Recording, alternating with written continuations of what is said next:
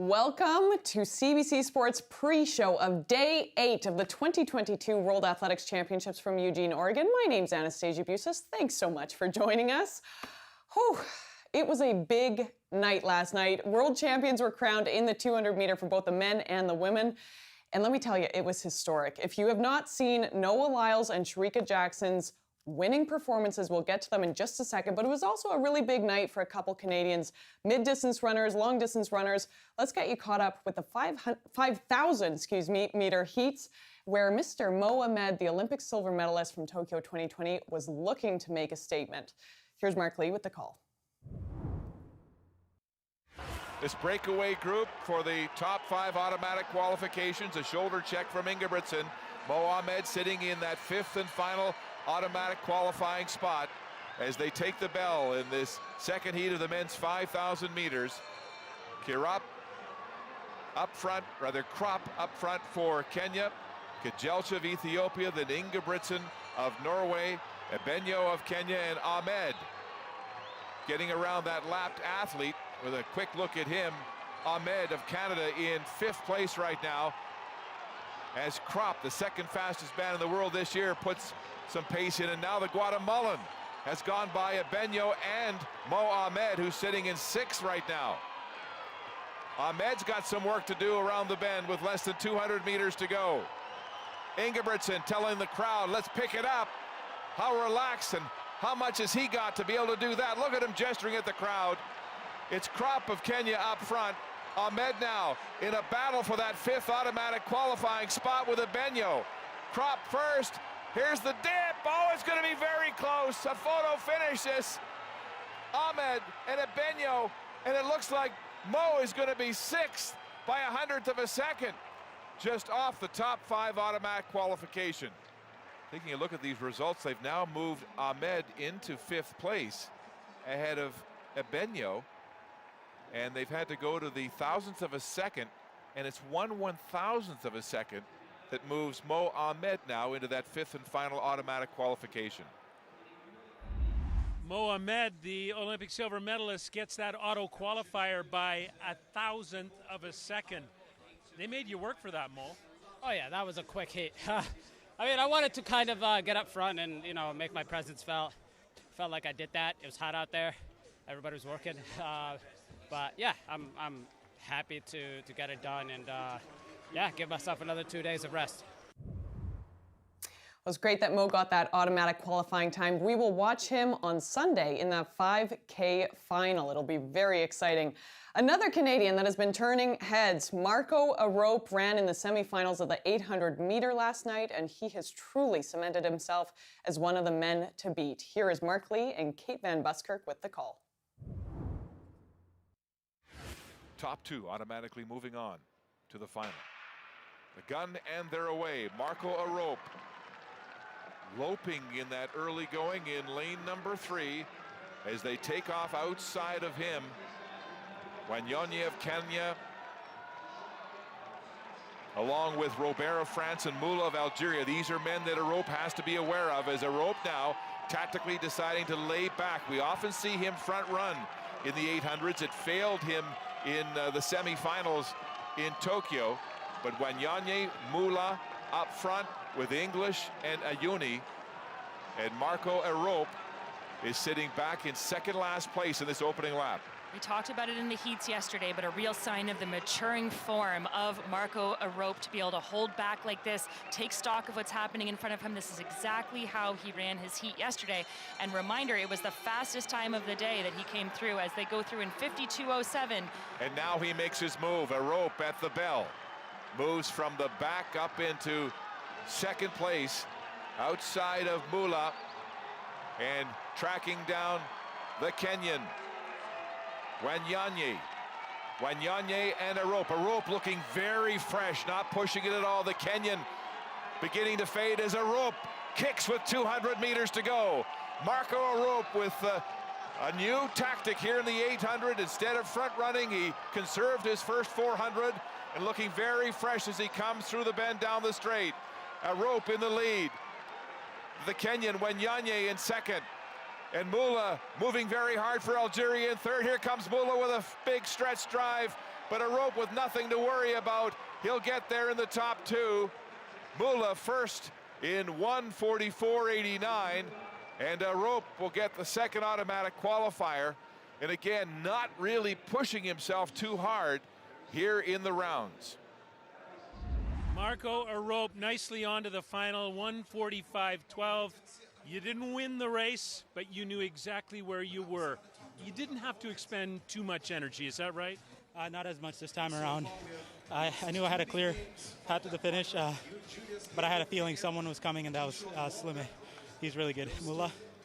People calling it back home said it was tactically perfect. Are you feeling that you got the tactics down, Marco? Just about. I know it's been a great first two rounds, but if I can't get it done in the final, then I won't feel like I've completed it.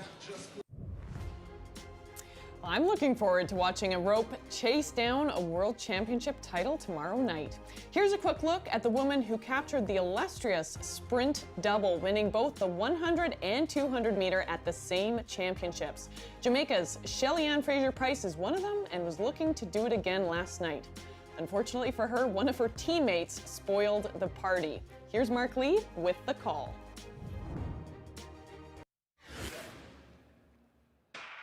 The gun, and they're away. Shelly-Ann Fraser-Pryce with an explosive start. Outside in lane number 4, already making up the stagger on the young African. Fraser-Pryce down the middle. Here comes Shericka Jackson now. Shericka Jackson now moving in front with that great speed endurance. Shericka Jackson has the lead ahead of Shelly-Ann Fraser-Pryce and Dina Asher-Smith. Shericka Jackson, 21:46. The gold medal here at the World Championships.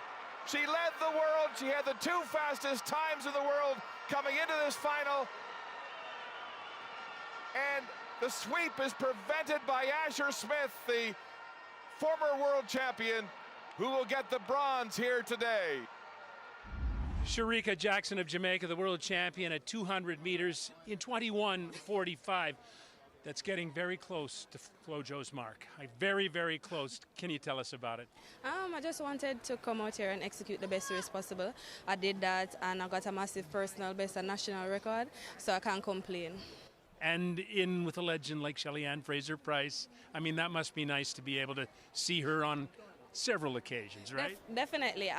Shelly usually be my training partner, so to come here and competing against her, it's just great. Historic day for Shericka Jackson. Who knows how close she'll be able to get to FloJo's record from 1988. The men's 200 meter had just as many fireworks though. The lone Canadian Aaron Brown was running in lane 8. Keep your eyes on the USA though, as a lot of people were predicting a podium suite for the Stars and Stripes. Here's Mark Lee with the call. Final of the men's 200 meters at the World Championships. And they're away in a good start.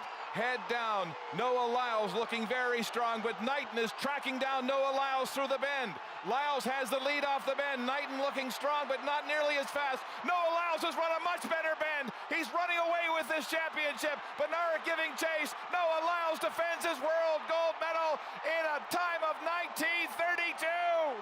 1932, matching the 3rd fastest time in the world, set by Michael Johnson of the United States. What a bend by Noah Lyles. He was trailing in the U.S. Championships, trailing the youngster Knighton by 2 or 3 meters, but not this day. He didn't make that mistake again. Noah Lyles delivers here on home turf. The gold medal ahead of Kenny Bednarek and Arian Knighton. We'll wait for the official finishes. Knighton was close. But Lyles, who said he pointed at the 18-year-old at the finish line, not to disrespect him, but to tell people, hey, don't disrespect me. They've rounded that time down to 1931 for the world lead. Wow. Aaron Brown makes another final at the World Championships. What was that race like for you, Aaron? It's one I'd like back, but, you know, it's part of the game.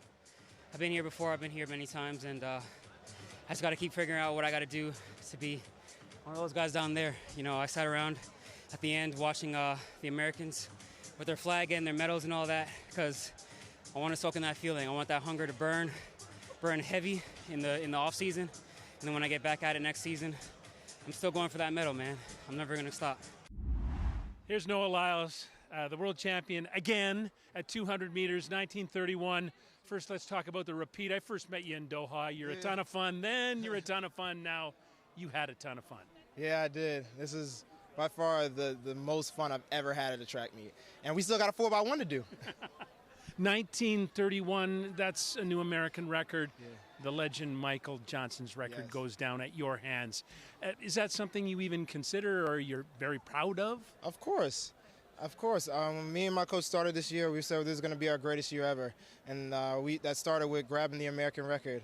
And I knew it wasn't no slouch time. You know, there's a big difference with being number 4 and number 3. You know, running that, when I ran that 1950, I literally remember looking at that and I was like, how the heck did Michael Johnson get to 1932?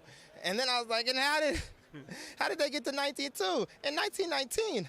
And I was just like, you know what? I'm gonna worry about that when the time comes. And the time finally came, and I just knew that I was gonna go out there and I can reach for it. There for second, and the winning time 21:33. She has lowered her own world record.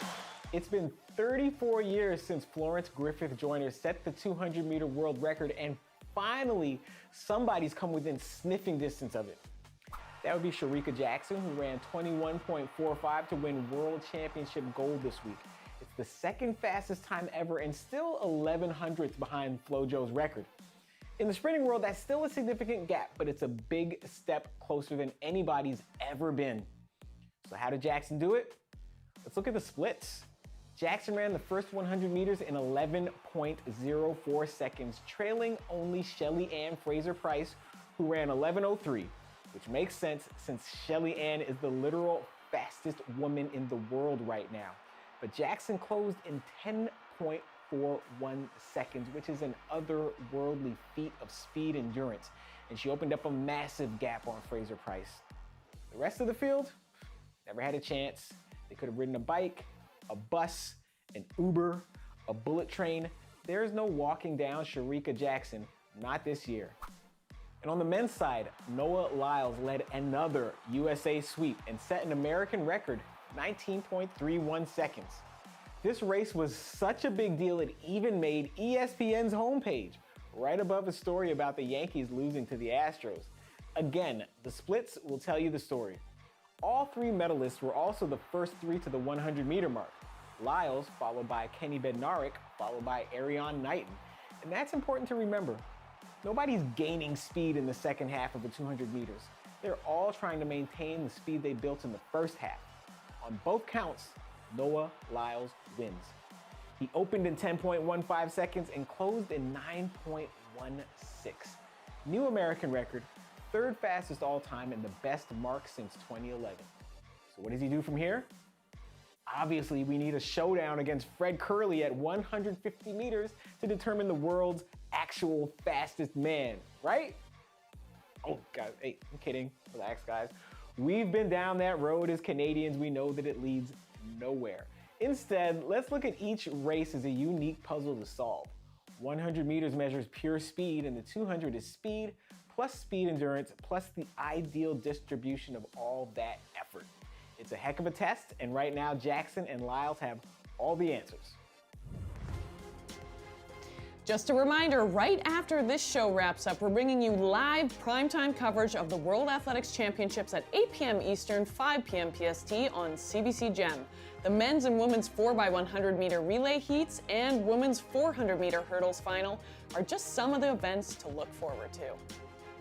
Well, now for a very serious update. We have been on a Bigfoot watch. Taylor, the intern, is in the studio with me. Preview the shenanigans, my friend. Well, if you remember from day one, we called legend quite the menace. Yeah. Well, he's kind of had a redemption story. If we're watching closely, he's posted on his Instagram lots, all over social media. And what better way to connect with the fans than bringing out the 400-meter hurdle gold medalist, Alison dos Santos from Brazil. And, well, you know, he's gonna win a gold medal in the 400s, but in a dance battle? Yeah, look at that fancy footwork. Oh my! A little competition. You might not see it on the track perhaps, but look at that. What?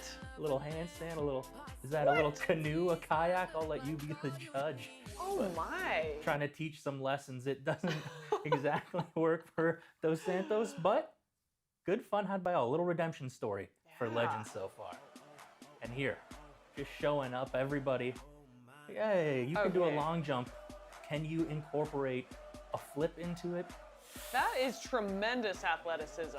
I mean, just a little show of respect from the athletes watching on, but I mean, that's something you're not going to see in every competition. No, I love his social media presence too. @Legend the Bigfoot. I mean, he knows who he is and he's comfortable with it. And now in the mix zone with Marco Arop, just a little selfie time for the people, and look at the two smiles so they don't go away. Marco's just like, can I catch my breath, please? He's in the mix zone trying to cool down, and how can you cool down when you have this guy standing beside you? But a bunch of fun. 12 out of 10 for Mascots. He has had a great time through the whole World Athletics Championships. He's documented it all over social media. So it's only right that we return to him for this last segment. Thank you so much for this update. Taylor, the intern, couldn't do the show without him, buddy. It was an idyllic morning for the women's 35-kilometer race walk. Fans witnessed another incredible performance on the pavement by Peru's Kimberly Garcia Leon, who completed a golden double, also winning the 20-kilometer race walk earlier at these championships. Here's the end of the race. This is a decisive moment in this race. 1 hour 21 on the clock, and the pole to the left of picture is grimacing, there's no doubt about it. The silver medalist from the 20K a week back is under pressure here, trying desperately to match that really quick cadence. I think the turnover for the legs of the Peruvian Garcia Leon has increased. There's surely an acceleration here. Rubbing salt into the wound. She knows that Zebwo is in pain, that she's suffering, and she's trying here to break the pole. Little psychological battle going on here as much as physical. That is the biggest gap there's been between these two for nearly an hour and a half now, an hour and 22 minutes. Look at the gap. That's a gulf now compared with what we had a lap ago. And Garcia Leon powering along. It's funny, isn't it? The dark glasses hide the eyes. It's so hard to detect. No other sign of emotion on the face of the Peruvian. They say that the dark glasses, they say that the eyes are the window to the soul of a person, and it's so hard to detect anything on the features of the Peruvian with those shades on. But what you can detect with every other indicator is that she's walking really well. Garcia Leon, the 20K champion at the age of 28. Her personal best 2:43.19 for the 35K. Well, she's going to smash that by something like 4 minutes. The world best 2:38.49. She's just outside that, but it is nonetheless going to be a national record for the Peruvian as she comes towards the line for her second gold. She will be champion once again, Kimberly Garcia Leon, over 35K, unbeatable, as she was a week back. Over 20K today, over the new race distance for the world's best female walkers. 35 kilometers behind her. Victory for her yet again. The sports lovers in 46 nations prepared for Amsterdam in 1928. Olympism never seemed more secure. For the first time, women competed in the track and field events. They tried to get the word out that women could and should compete in all sports.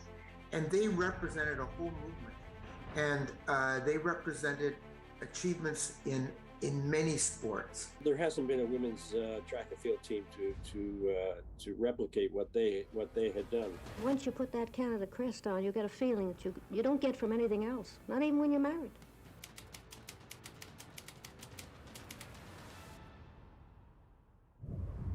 Please welcome to the show now Mr. Rob Pizzo. We had him on a few days ago to talk about the unknown history of Bailey versus Johnson 150 meter. This is another episode, the Matchless Six, Canada's first female Olympians, 1928. How'd you find it? You know, every time I mentioned the Matchless Six to people, I'd get their eyebrows kind of raised, and they didn't really know much about them. And I think we absolutely should, because in 1928, there were a lot of people that didn't think women should be competing in the Olympics. And it was the first time that we saw women competing in track and field. And boy, did they ever have to go through a lot to get there. There were a lot of people who didn't want them to go for various reasons. They said women couldn't handle it physically. They said they wouldn't be entertaining. But to them, most importantly, it would damage their reproductive organs and they wouldn't be able to have babies. So no, don't send them to the Olympics. So a lot of these women had to go through quite a bit just to be able to get themselves over to Amsterdam to compete and represent their countries. And it's tough because you look at someone like Bobby Rosenfeld, who was one of the Matchless Six. She had to go through the sexism that I just mentioned, but she was also Jewish. So the anti-Semitism was really strong at that time. So it's a story that not a lot of people knew. And every time someone said they didn't know about them, it inspired me more to say, we have to tell this story. 100%. And what a story it is. You provide so much color, so many interviews, so many fun facts. What was the most surprising fun fact that you personally found out? There were quite a few in this one. I mean, we had controversy in the 100 meter. We had judges coming out to say who actually won the race. But for me, Myrtle Cook, who was one of the Matchless Six, letting a little nugget out in a previous interview that I found deep down in the archives, that they snuck out before the 4x100 meter race to go dancing at a bar. And they said basically they did it because it's much better than just sitting in your room worrying about what's going to happen the next day. She said that they had to boost them back into the room, into the balcony, and they never got caught. All they did was go out the next day and break the world record and win a gold medal in the 4x100. So I love telling these sports stories, but I love even more when you find out a little nugget like that. There's some controversy as to whether or not that happened, and we touch on that in the feature, but what a great story. Oh, what a amazing race prep. Yeah. I mean, go dancing. Really, though, you can't overstate the legacy of the Matchless Six, even up until today. From your perspective, what does that legacy look like? It's huge. I mean, you look at when they were coming back from Amsterdam, as you mentioned, 1928. You know, we're not talking internet time, we're not talking national TV rights, and 200,000 people showed up at Union Station to welcome them home. Every athlete, female athlete at the Olympics, owes a little bit to the Matchless Six.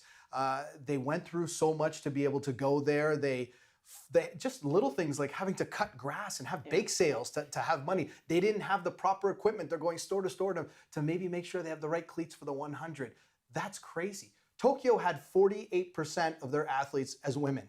That wasn't the case in 1928. Had 6 Canadians in track and field, 1 in swimming. They paved the way for future Canadians. So when you talk about their legacy, it's huge. And this story just really deserves to be told. That's why you're the best, buddy. Thank you so much for joining me. You can watch the Matchless Six Unknown History on CBC Sports YouTube page. You better come back, buddy. I always appreciate chatting to you. Anytime you want me. Thank you. We'll witness the living legacy of the Matchless Six tonight as the men's and women's 4x100 meter relay heats get underway. Live primetime coverage of the World Athletics Championships is coming up at 8 p.m. Eastern, 5 p.m. PST on CBC Gem. Well, the band is back together. Andre DeGrasse, Aaron Brown, Jerome Blake, Brendan Rodney. Do you like my technique here? They won silver, of course, in Tokyo 2020 in the 4x100 meter relay. It was a winning combination then, and they're hoping to repeat that winning way in Eugene. Chemistry does make a difference. Me and Aaron basically grew up together. We were playing basketball from, I think we were 14 against each other all the time. A lot of people wouldn't know that. So we're 30 now, that's 16 years. So I think the chemistry of us being around each other for so long, it helps in so many different ways. For the relay team, we really feel like we should go for gold. We felt like we had a good chance at getting gold in Tokyo. We did pretty well, finishing on the podium. And we were bronze and now upgraded to silver, so we're 1 spot away from gold, and why not go for it? We have the guys to do it. We have a great talent pool of guys that we haven't seen since the 90s. And I feel like we have a good shot at it, and as good as anybody else. Please welcome to the show Mr. Devin Haru from Eugene, Oregon. Devin, great to see you. We are talking, of course, about the 4x100 m relay. They won silver in Tokyo. They think they have a shot at winning gold in Eugene. Is Andre DeGrasse key to that? What role is he playing there? In a second, Anastasia, but of course the relay, it is a beast, and it is a different race every time you get out there. On my way into Hayward Field here tonight, I saw Team France practicing that baton pass. Don't drop the baton. Tonight, Canadian Aaron Brown will lead off the Canadian foursome. He'll pass it off to Jerome Blake, then over to the corner man, Brendan Rodney, and yes, Andre DeGrasse into the lineup after sitting around for a week. He's like a caged animal. He will be ready to go, and of course, it's Coach Glenroy Gilbert, who knows a thing or two about the relay, two-time world champion, and of course that 1996 Olympic champion guiding these four young men. They're ready to go. They'll take to the track at 9:14 Eastern time, Anastasia, and the feeling around here is that they are ready to go. Let's jump ahead to tomorrow. The decathlon starts as well. Damian Warner, I know you spent significant time with him just a few weeks ago. What did you learn with your time with Damian? That this guy at 32 years old is a beast. He's in the best shape of his life. He looks so composed, so confident. And Anastasia, I spent some time with him at Western University. You said it. I was watching him practice hurdles. Him and I had a conversation. He won that elusive Olympic gold, and now he's playing with house money. Everything is easy from here on out. Take a listen to what Damian has to say coming into the World Championships. People spend their whole lives trying to get on the podium, and I was able to get an Olympic gold medal. So it's like, I don't want to say it because it's not me getting complacent, but it's like if my career was to end tomorrow, I could look back and say, you know what, I'm proud. And that's all I've ever wanted from this sport at the end of the day, is to be able to, when it's time, knock on wood, hopefully not for a little while, that I could walk away from the sport and be like, you know what, I gave it my all and I achieved everything that I needed to achieve. My career was a success. And I feel like if that was to end tomorrow, I can honestly say that. So now it's like I'm just trying to see as best as I can be and how many competitions I can win. So it makes it easy in a way. Thanks so much for joining, Devin. The it's decathlon? always. Oh, sorry. I'm jumping on you. One last thing, Anastasia, that I'm learning just a short time ago. Damian's partner, Jen, and young son Theo have arrived in Eugene. So as if the Olympic champion needed any more inspiration, they'll both be here, and Damian will want to put on a show for both of them, and he wants that world record. Can't wait. It starts tomorrow morning. I'm done, Anastasia. Enjoy the night. You can talk forever, my friend. I wish we were co-hosting this show together. And how fun is it that he's going to be able to compete in front of his family? You know, that's just such a lovely. So nice. Thank you so much, Devin. See you tomorrow. Bye, guys. Well, we asked you on Twitter, who do you think the next Canadian athlete at these World Championships is going to be with a medal around their neck? And you spoke, Canada. Damian Warner with 57.7%, but lots of love for Marco Arop as well. And Mo Ahmed, of course, he's going to be running in those 5,000-meter finals on Sunday. I want to end the show with a lovely little moment here. Let's just quickly play the clip. John Carlos himself was put on the big screen and received a ton of love from the crowd in Eugene. He, of course, is known for his iconic Black Power salute from the podium in Mexico City. He gets a standing O at Hayward Field. So lovely. That is our show for this evening. Go to CBC Gem right now. Primetime coverage of the 2022 World Athletics Championships starts in just a few moments. Everything is happening. The 4x100 m heats get underway for both the men and the women. The women's 400 m hurdles. Woo! I'll see you tomorrow, same time. Cheers.